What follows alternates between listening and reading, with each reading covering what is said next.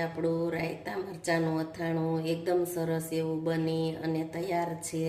Friend, તો તમારું સ્વાગત છે મારા રસોડામાં. તો અવનવી વાનગી જોવા માટે ચેનલને સબસ્ક્રાઈબ કરો. જો મારો વિડીયો ગમે તો વિડીયોને લાઈક કરો, શેર કરો, કમેન્ટ કરો. બાજુમાં રહેલ બેલ આઇકનને દબાવો, તેથી નોટિફિકેશન તમને રોજ મળતું રહે. આજે હું તમારી સાથે શેર કરીશ રાયતા મરચાંના અથાણાની રેસીપી. તો ચાલો શરૂ કરીએ રેસીપી.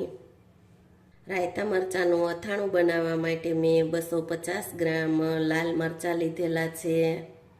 મરચાં હંમેશા એકદમ અથાણા માટે આ રીતના કડક મરચાં લેવાના, તેથી અથાણું એકદમ સારું એવું બને અને લાંબો સમય સુધી અથાણું આપણું ખરાબ ન થાય.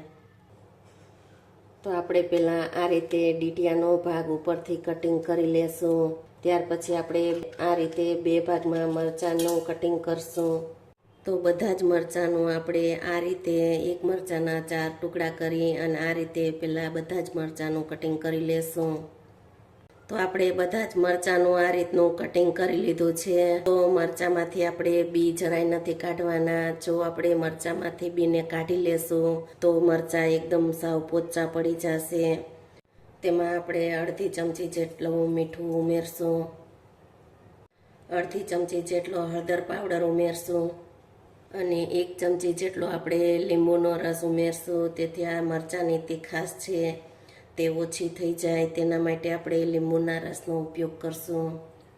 તો આપણે આ મીઠું, હળદર અને લીંબુને આપણે ઉમેરી અને મરચાંને સારી રીતે મિક્સ કરી લેશું. મરચાં આપણે મિક્સ કરી લીધા છે, તો તેને આપણે આ રીતે ઢાંકી અને 1 કલાક માટે રહેવા દેશું.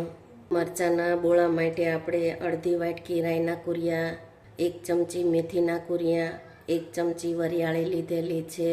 તો મિક્સરને આપણે રિવેસમાં ફેરવી અને આપણે અધકચરા ક્રશ કરવાના છે.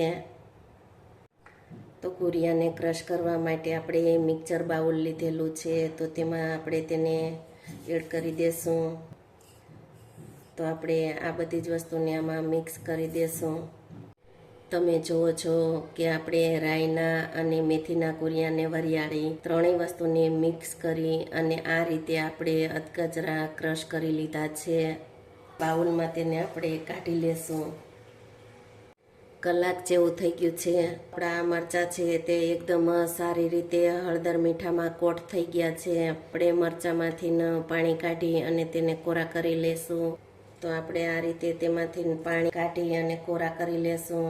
તેને આપણે 1 થી 1.5 કલાક રૂમ ટેમ્પરેચર ઉપર મરચાંને કોરા થવા દેશું. બોળો વઘારવા માટે આપણે અડધી વાટકી તેલ લીધેલું છે. તો તેલને આપણે પહેલાં સારી રીતે ગરમ કરી લેશું. તો તેલ આપણે એકદમ સારું એવું ગરમ કરી લીધું છે. આપણે આ રીતે ગરમ કરી લેવાનું. આ રીતનું તેલ ગરમ થઈ જાય ત્યાર પછી તેલને આપણે ઠંડુ થવા દેવાનું. તેલ આપણું ઠંડુ એવું થઈ ગયું છે. આપણે તેને બોળામાં એડ કરી દેશું. અડધી ચમચી જેટલી હિંગ એડ કરશું, અડધી ચમચી હળદર પાવડર, 1 ચમચી મીઠું. આ તેલ છે તેને પહેલાં આપણે તેમાં એડ કરી દેશું.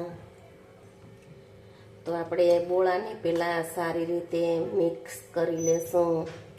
તો આપણે 1.5 કલાક જેવું થઈ ગયું છે અને મરચાં આપણા એકદમ સરસ કોરા થઈ ગયા છે. આપણે આ રાઈનો બોળો વઘારેલો છે, તો તેને આપણે તેમાં મિક્સ કરી દેશું. 1 ચમચી લીંબુનો રસ એડ કરશું. મરચાંને સારી રીતે આપણે મિક્સ કરી લેશું.